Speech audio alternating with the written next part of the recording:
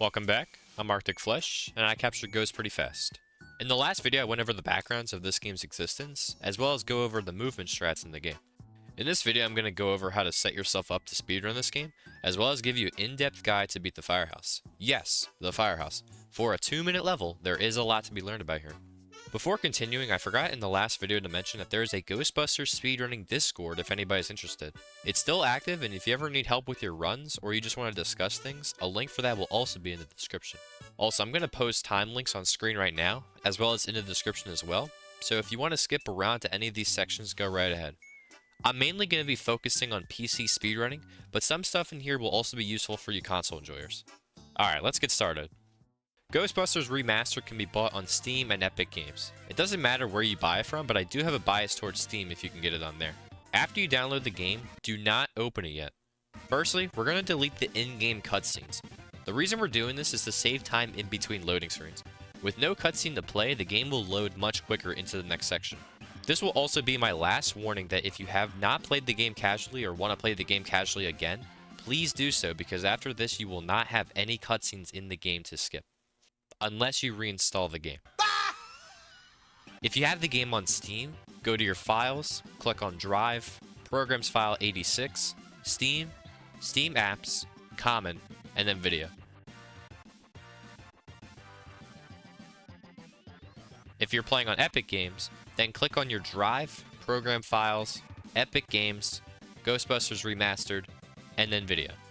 Now once you are here, there is a large list of videos you need to delete to give yourself an advantage. Go ahead and delete all of these cutscenes that are on your screen right now. If there are two of the same cutscene, delete both as well. Feel free to pause and take time to delete all these.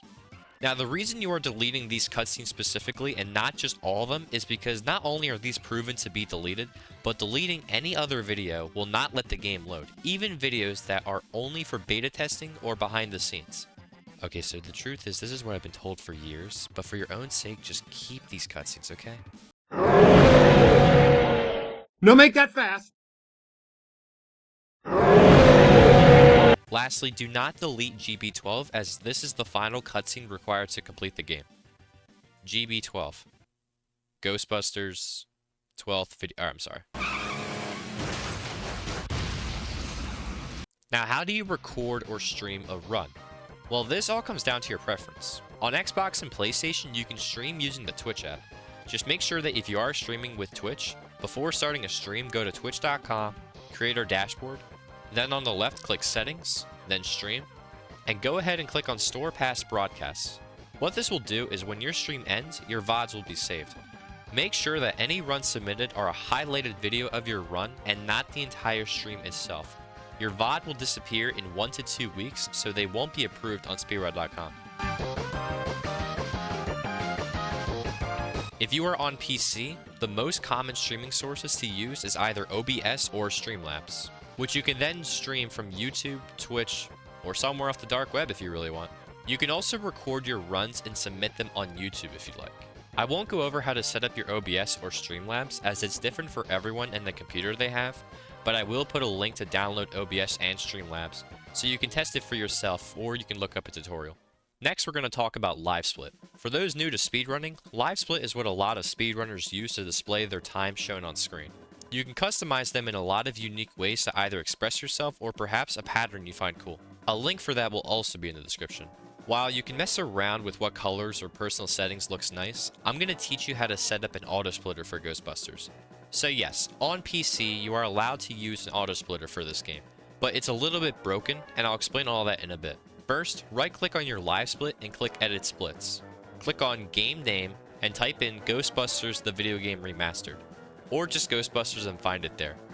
Once you have clicked on the game, a pop-up will ask if you want to set the loads to game time, or in other words, auto split. Hit yes to this. Next, set the run to any %. If you plan on running a different category, you can always change this later. Finally, create as many splits as you want.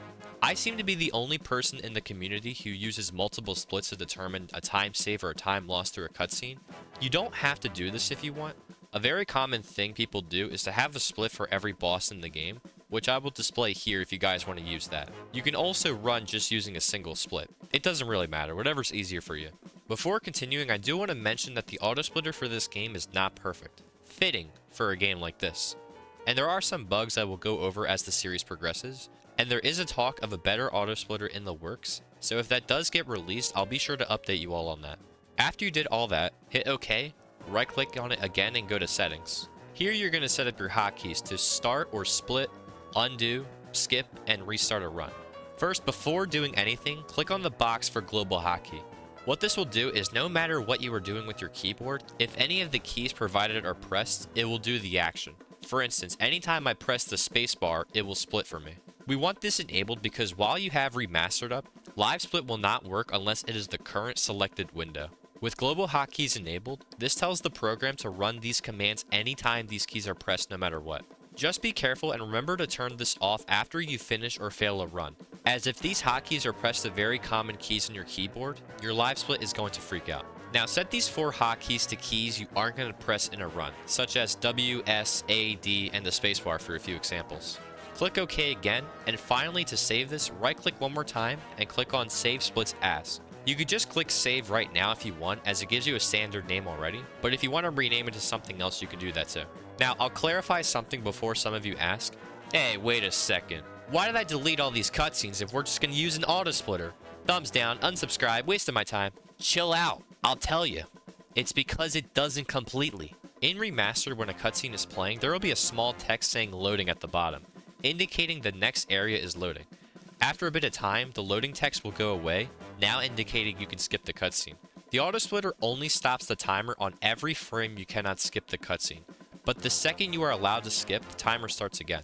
This may not seem like an issue, but I guarantee you are likely to lose 30 seconds to a minute per run to this. Take this interaction after you defeat Stay Puft, for instance. You load into a cutscene which you have to be ready to skip, then you have to talk to Alyssa and skip that cutscene. Then there's a small cutscene at the Ecto 1 you have to skip. Then loading into the library, there is yet again another cutscene you have to skip. And finally, loading into the library, there is yet again another skip. There's a lot of skips to remember, and even if you have the fastest reaction time, you're guaranteed to lose time. So just do yourself a favor and turn on the auto-splitter. Alright, now we can finally load up the game. So go to your settings and we're going to start on controls. Set your horizontal and vertical sensitivity to whatever you prefer, but generally you will be looking left and right a lot in the game, so maybe you want to keep horizontal up just a little bit more. Map your controls to whatever makes you feel most comfortable. Remember, don't have repeating keys with your Livesplit. Also, fun fact, if you're playing on PC, you may use a controller if you'd like. If you think that sounds dumb, the top 2 runners are on controller. So how about that? To use a controller, all you would need is just an adapter cord plugged in from your PC to your controller. Next, in audio/video, go ahead and turn your music volume all the way down. This is to prevent your streams or videos from being muted or potentially striked. As for the rest of the volumes, whatever makes you sleep better at night. Alright, now for the big stuff. Before playing, you should know if your computer is a high-end or low-end. If you have a low-end PC, please make sure your graphics card and resolution is set to what your PC can handle and or recommended. For a reference, here are the minimum and recommended specs for playing this game. If your PC can't reach the minimum, the game might be very laggy or straight up unplayable. Now most of this stuff you don't have to touch, but of course for low-end PCs, turn all this stuff low or off if you can. The details might look silly, but if it helps make your game run, that's all that matters. Now here is the most important part of your settings, your Hertz/FPS. For low-end PCs, keep 30 Hz on, and for high-end, you can either keep it at 60 or uncapped. Me personally, even though I have a high-end, I feel more comfortable running at 60 Hz. However, the limit is 120 anyways, so it's not like I'd be playing with a shit display anyway. Your refresh rate is also very noticeable in-game. If you see your game looks choppy, mess around and see what runs smoother.